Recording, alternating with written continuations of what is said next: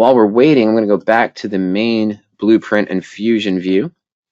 I want to go to the open trades and trade tracker. And as I mentioned, 2 adjustments were made this week where we bulletproofed the Fortinet married put position and we bulletproofed the MMYT position as well. Trex, not getting fill prices I like on that. That one could be rolled up to not to bulletproof status. It's still a risk of about 5 or 6% on this one. Actually, I think it's a max risk is 7%, but I could lower it down to 1%, 1.8%, but I didn't get the fill prices I wanted. But in any case, what did we do? With MMYT, this was just today, we did one of those income method number 4s. In fact, I've done 2 income method number 4s in MMYT. We've been in the trade since February 29th, and we originally purchased the stock at 61.23 and bought the 65 put for 8.40. That was our risk of 6.6%. About a month later on 3/27, I recorded twice, but just ignore that. MMYT was trading at 70.23 from 61.23. So we moved the put up to the higher strike price. We paid 220 to move up to the 70 strike put, and this dropped the risk down, as you can see, to 2.5%, more than half. And then today, the same scenario. We rolled the put up 10 points. Stock was trading at $74. Rather than just move up to the 75, I wanted to stay in the money more. Rolled up to the 80 put. And of course, here's the price that we paid. We paid $5.50 of a net debit on this position. But to gain 10 points to the higher strike price from 70 to 80. Didn't use the 75 in this case. Moved up to the 80, which is where, by the way, I would have opened a new married put. If I bought MMYT today at 74, I would have used the 80 strike put, not the 75. And I probably would have been further out in August anyway. But this takes us to a bulletproof status of 3.5% on this position.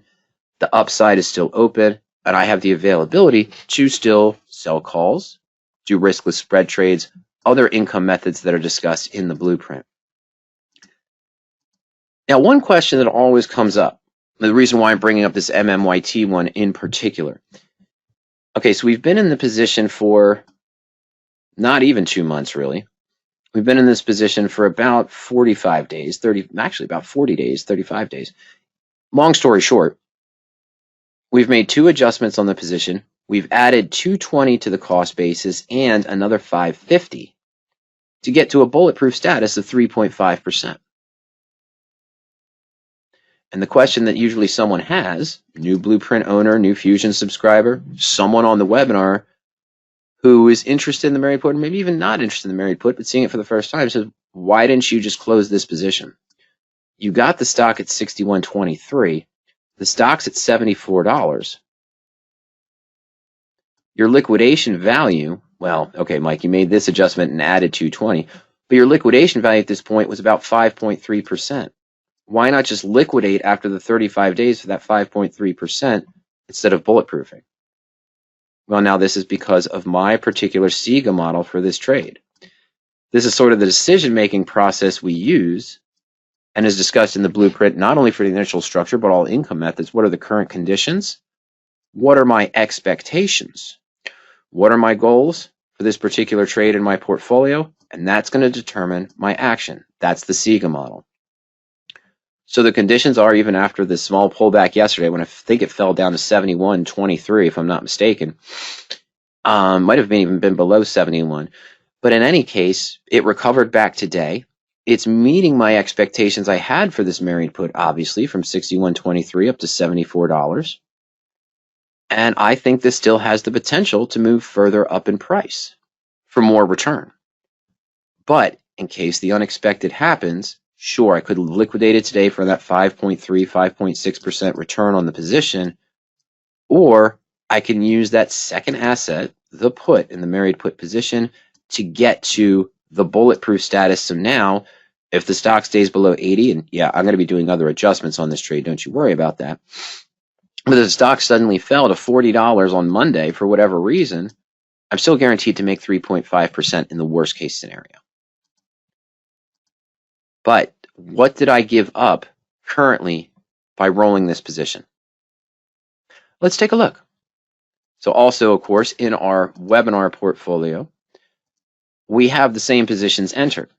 I specifically did not adjust this trade in the portfolio because I wanted to save it, and I haven't adjusted the old one either. Okay, so I didn't adjust the old one. We were saving that for a different presentation. And Fortinet's in a much different position now too, and ignore Trex. That's all over the place. But anyway, let's do our first adjustment first. With just the married put by itself, the stock's up 24% from where we got into the position, 75.97.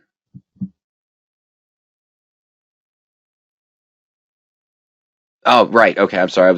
It was 74. I'm sorry, earlier today when I made the adjustment. My apologies. So the stock's at 75.97. That was throwing me off. And we have an unrealized gain of 14.2%. Remember, this is before the first roll. And what did we do? On 327, I believe it was, we spent $2.20 to move from the 65 put up to the 70. All right, the actual price, it was $5 and $7.20.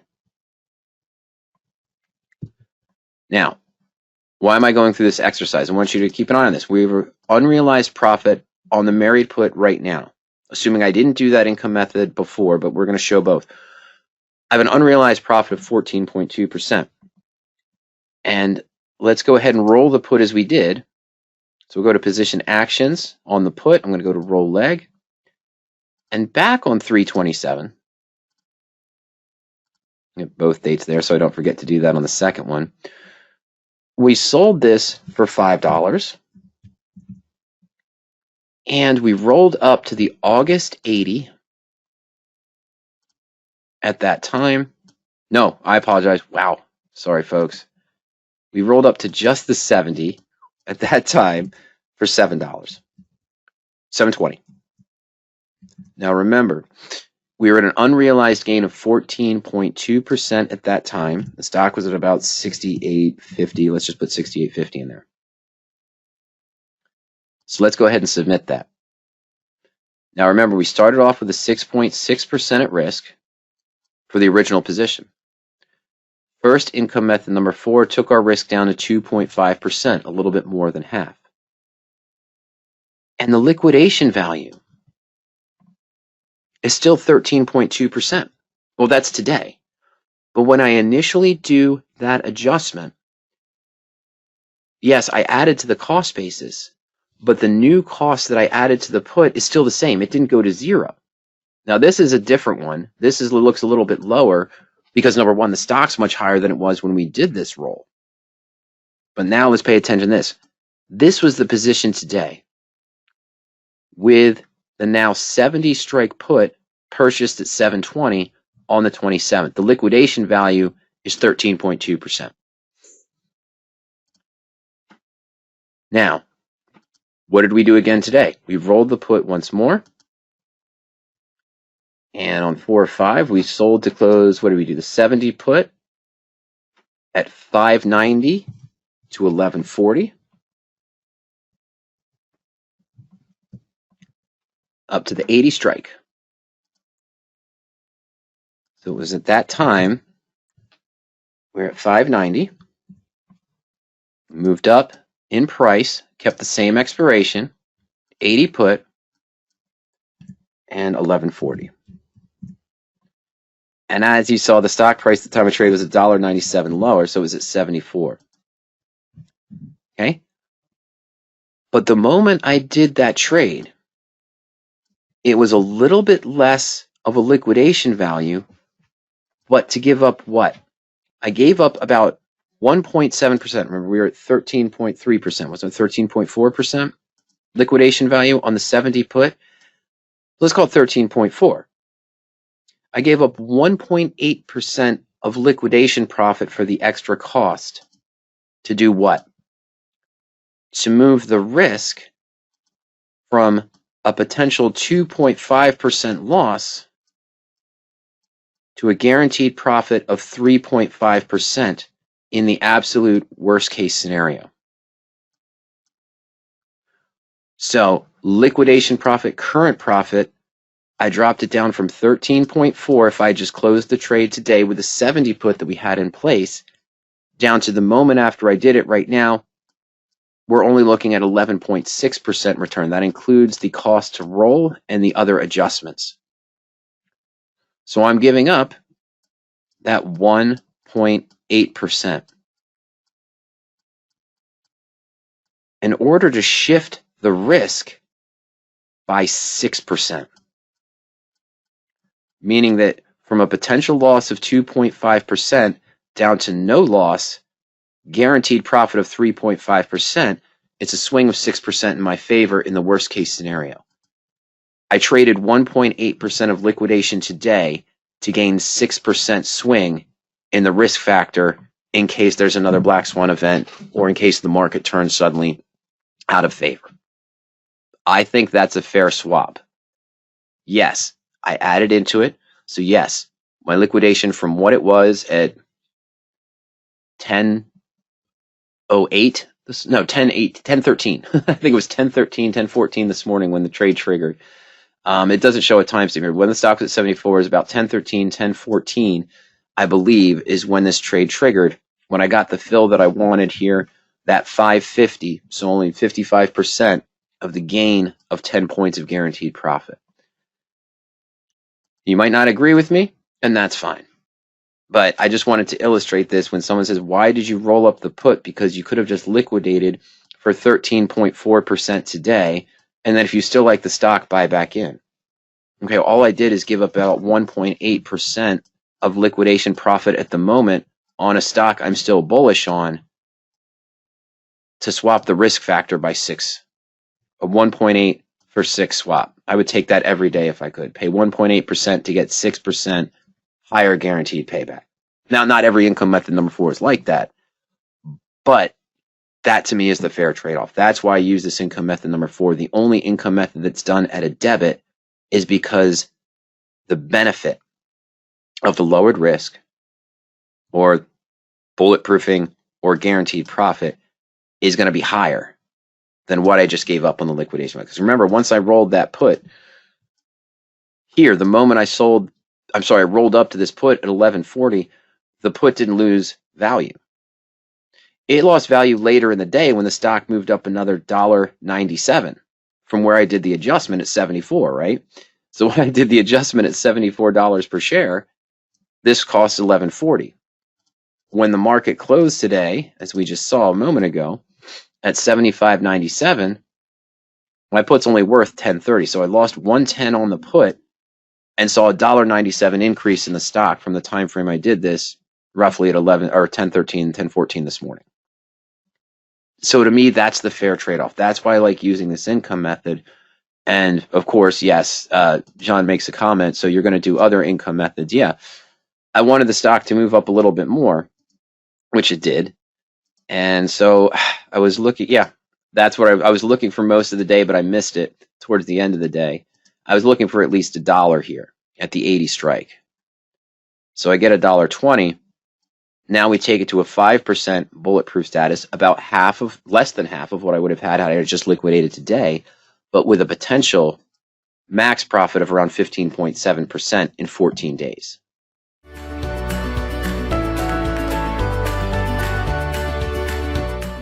I did do that with the other position yesterday, the FTNT position. Let's just go back in the Fusion portfolio real quick. My apologies. We did do that to bulletproof the trade. This has been an extended trade. I was at full loss on the trade back in December. No, back here in February, I think it was. Let's see. Yep. Back in February 1st, I was getting close to expiration. I was near the maximum loss of 7.3%. I rolled out to January and increased the risk to 10.4 because the market was starting to show a lot of strength. It had been for the last month or so, but FTNT had bounced off of a bad earnings and was starting to come back. So instead of taking a loss of 7.3% or close to it, back on February 1st, I'm sorry, yeah, that would have been a full loss, about 7.3%, 2 weeks to expiration. And so we rolled it out. So the new max risk increased on our position. Oh, we did the bear call spread too, so that lowered it back down a little bit. But by continuing to move, get some income method with the calls, and then we rolled the put up in strike, and a little bit closer in time, what was 2 months ago roughly a near 7.3% loss, we're now at a guaranteed profit of 1%, and the current liquidation on it I think is 4.9, yeah, about 5%. So 2 months of trade from a loss of 7.3 to a gain of 4.9.